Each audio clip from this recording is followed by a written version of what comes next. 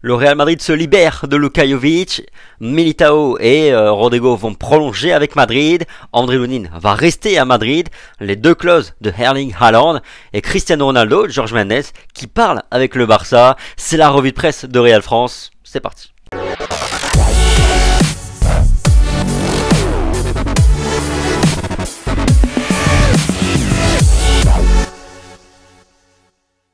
On commence notre revue de presse comme chaque jour par une des quotidiens Marca et AS. Du côté de Marca, la fin d'une ère, titre Marca qui rend hommage à Pablo Lasso, l'entraîneur historique de la section basket du Real Madrid. Le club merengue a en effet pris la décision de mettre un terme à leur collaboration pour des raisons médicales. Mais on a aussi des prolongations de Rodrigo et Militao jusqu'en 2028. Et non pas la clause, mais les clauses de Erling Haaland. Le Norvégien aura bien une porte de sortie dès 2024. Du côté de As, Ancelotti a du cœur, déclaration de Lucas Vázquez qui s'est confié au quotidien madrilène, déclaration, retranscription complète à retrouver sur real-france.fr. Et on a aussi du Cristiano Ronaldo, Jorge Mendes et Laporta parlent pour Cristiano Ronaldo, titre le quotidien As. On ouvre notre revue de presse par la grosse information du jour côté football avec le départ de Luka Jovic en partance pour la Fiorentina, mais pas du tout dans les conditions qui étaient évoquées depuis 2-3 semaines. En effet, il ne s'agira pas d'un prêt mais plutôt d'un transfert sec, sans indemnité de transfert pour le Real Madrid qui a tout bonnement cédé son attaquant serbe gratuitement à la Fiorentina avec qui il va s'engager pour 2 saisons. En revanche, le Real Madrid récupérera 50% de la somme en cas de future vente de la part de la Fiorentina. Le club madrilène ne fait évidemment pas une bonne affaire pour un attaquant qui avait été recruté 60 millions d'euros. Mais voilà, c'est dire aussi à quel point le Serbe n'a pas du tout convaincu au Real Madrid. Et c'est la petite question que je vais vous poser aujourd'hui au sujet de Luka Jovic. Pensez-vous que le Real Madrid a raison déjà de s'en débarrasser définitivement, parce que c'est le terme, on s'en débarrasse. Avez-vous des regrets par rapport à l'attaquant serbe? Dites-moi un petit peu dans les commentaires et puis on en reparle très prochainement.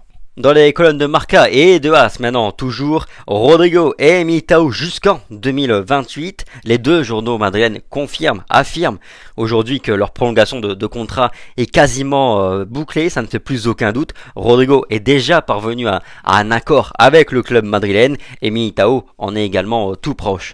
Il n'y avait pas d'urgence pour le Real Madrid parce que les deux Brésiliens sont encore sous contrat jusqu'en 2025. Mais voilà, le Real Madrid veut à la fois les blinder un petit peu plus et puis aussi les récompenser, faire preuve de reconnaissance après leur très bonne saison 2021-2022 qui a abouti donc sur le doublé Ligue des Champions. Et puis ils prolongeront donc jusqu'en 2028, soit 3 ans supplémentaires par rapport au contrat actuel. Les conditions de cette prolongation n'ont pas été révélées encore, on sait juste qu'il y aura une clause d'1 milliard d'euros. Concernant l'effectif du Real Madrid toujours, changement de cap pour André Lunin, le gardien ukrainien va continuer au Real Madrid, nous informe le quotidien Marca. Il était décidé à quitter le Real Madrid pour aller chercher davantage de temps de jeu, mais voilà, il a changé de cap, il a jugé qu'il était préférable de finalement rester à Madrid, de conserver sa stabilité. On connaît un petit peu quand même le contexte de Lunin, c'est un Ukrainien, il y a sa famille, une partie de sa famille qui est toujours en Ukraine. Voilà, c'est un peu compliqué à ce niveau-là et il a jugé donc qu'il était préférable pour lui, pour des raisons personnelles avant tout, de rester à Madrid, de conserver sa stabilité. Le club était déjà à la recherche d'une future doublure pour le remplacer, on parle notamment de Ospina. Il n'en saura rien, André Lunin va rester à Madrid. Dans Marca toujours, Mario Gila, le défenseur canterano du Real Madrid, va définitivement quitter le Real Madrid. Il va être transféré à la Lazio pour 6 millions d'euros. Le Real conserve quand même 50% des droits sur le joueur, ce qui signifie que ça facilitera un potentiel retour dans un futur proche pour le joueur de 21 ans. À part ça, il faudra être costaud, très costaud mentalement pour suivre le retour du Real Madrid en direct cette saison, durant cette pré-saison. Le Real Madrid jouera son premier match à Las Vegas lors du Classico face au FC Barcelone. L'horaire est tombé, ce sera du 19h, 19h heure locale, ça fait du 4h du matin en France et en Europe globalement, du 2h heure GMT. Il pouvait difficilement faire pire.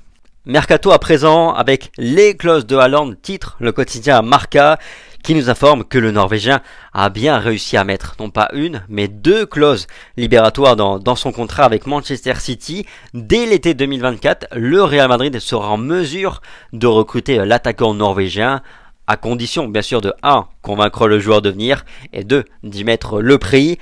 Comme indiqué par Marca, sa clause sera à 200 millions d'euros en 2024 et à 175 millions d'euros en 2025. Des clauses dont le Real Madrid aurait déjà connaissance, dit Marca. Et le timing pourrait cette fois-ci être idéal pour l'après Karim Benzema. Mais bien sûr, dans 2 ans, il peut s'en passer beaucoup des choses. Aussi, on a appris ces derniers jours que Cristiano Ronaldo voulait quitter Manchester United, mais il le sait, les portes au Real Madrid lui sont totalement fermées. Le Real n'envisage absolument pas un retour de CR7 à Madrid. Alors, Jorge Mendes, son agent, aurait ouvert des discussions avec Laporta, le président du Barça. Cristiano Ronaldo au Barça, ça paraît évidemment impossible, inimaginable, et ça ressemble surtout à une stratégie pour faire réagir le Real Madrid. C'est ce qu'ils avaient fait et réussi avec Manchester United, Manchester City l'été dernier.